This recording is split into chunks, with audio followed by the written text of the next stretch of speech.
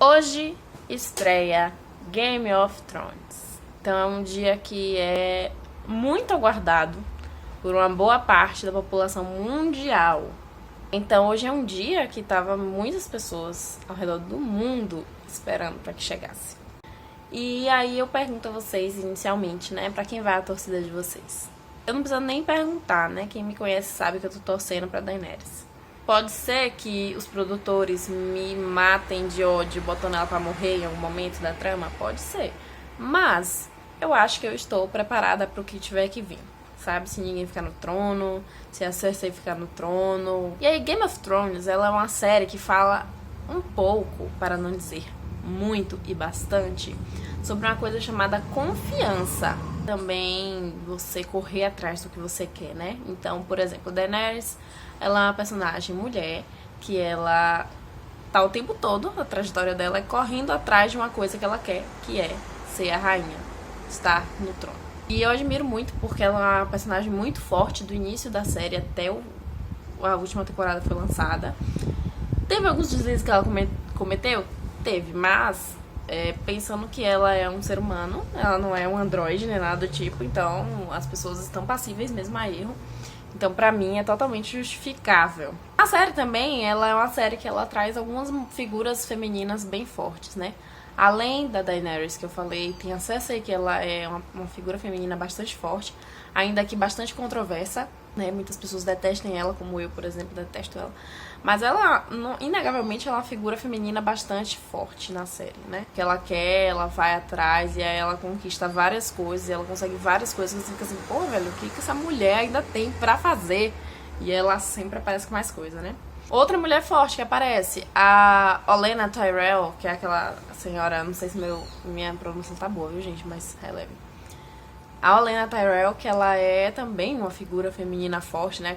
Tem a Arya Stark também, a mãe da Arya Stark, né? A Catelyn Stark também, uma figura extremamente forte. E uma outra figura controversa é a Sansa Stark, né? Que muita gente detesta ela, mas eu gosto dela porque eu vejo ela uma personagem que cresceu muito na série e eu acho ela uma personagem muito palpável, sabe? Tem alguns personagens que eu acho meio surreal, que eu falo assim, velho, é meio surreal essa pessoa tá fazendo isso, sabe? Tipo, a própria Daenerys, eu amo ela, mas eu vejo assim, poxa, tem umas coisas surreais aí no meio.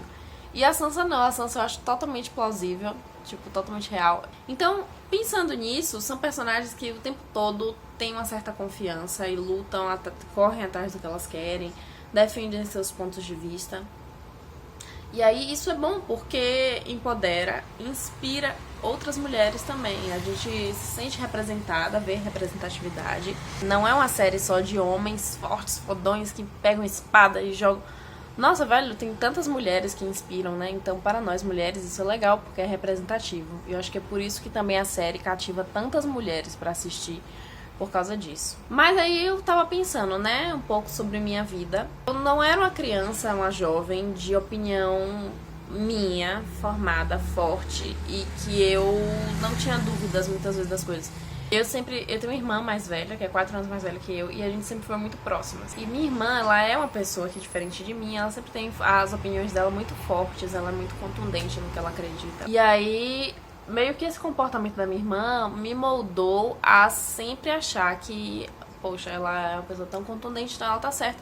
Então, volta e meia, eu me via querendo fazer uma coisa, mas acabava não fazendo, porque eu via que a opinião dela era diferente da minha, e eu achava que ela sabia tudo. Então, entrando no mérito de explicar psicologicamente o que isso significa, porque isso aqui não é uma análise, não é uma terapia, né? São umas reflexões que eu faço. Eu sempre cresci sem muita opinião formada, não sabia muitas coisas e tal.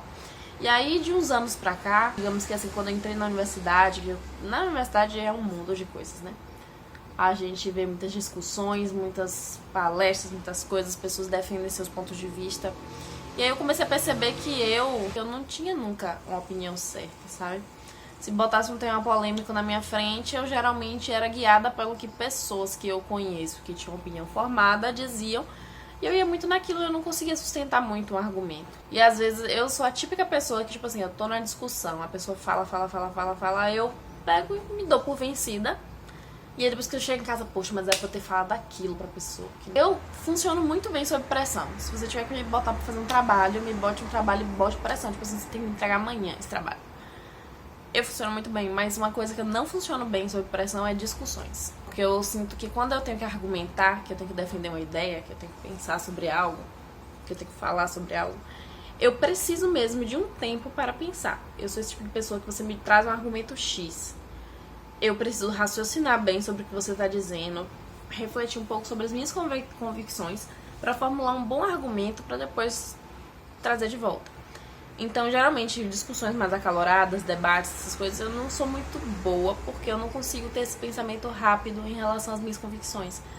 Porque, justamente desse meu histórico, sabe? Eu cresci sem ter muitas opiniões formadas. E é uma coisa que eu, hoje em dia, eu tento ter. E que desde que eu descobri que eu tinha esse perfil, eu hoje em dia tento desenvolver. Então, por exemplo, o que são coisas maravilhosas? É você, óbvio, estudar. Se você é a favor de uma coisa bestalhada, tipo assim, eu acho que deveria diminuir a passagem de ônibus na minha cidade. Pronto. Uma coisa bem simples. Estude sobre isso, velho. Formule argumentos que não sejam só, porque o povo é pobre, o povo não tem dinheiro pra comprar. Tudo bem, isso todo mundo sabe? Não é que esse argumento não seja válido.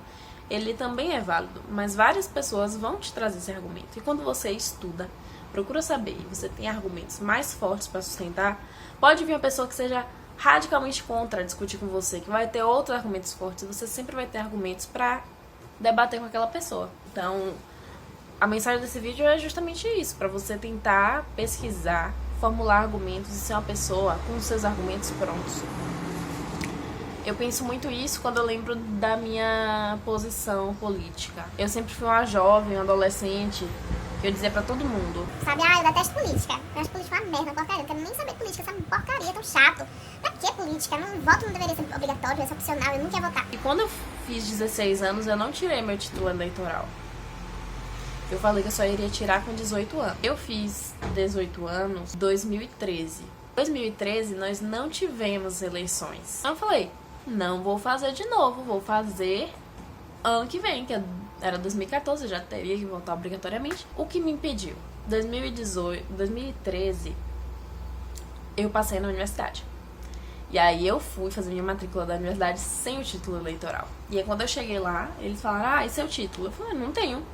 Não tenho 18 anos ainda, não sou obrigada a ter ainda, não tenho. Então eles me deram um documento que eu assinei, que eu me comprometia a trazer o título até o final do semestre, que se eu não trouxesse, no semestre que vem eu não poderia realizar minha matrícula, eu estaria impedida. Tudo bem. Esqueci disso. Quando terminou o primeiro semestre, que foi entrar o segundo, a matrícula era pela internet. Quando eu entrei no site, estava lá, documento pendente, você não pode realizar sua matrícula. Se regularize para poder fazer. E aí eu fui olhar e descobri que era o meu título, que eu não tinha. E aí eu fui obrigada a tirar meu título.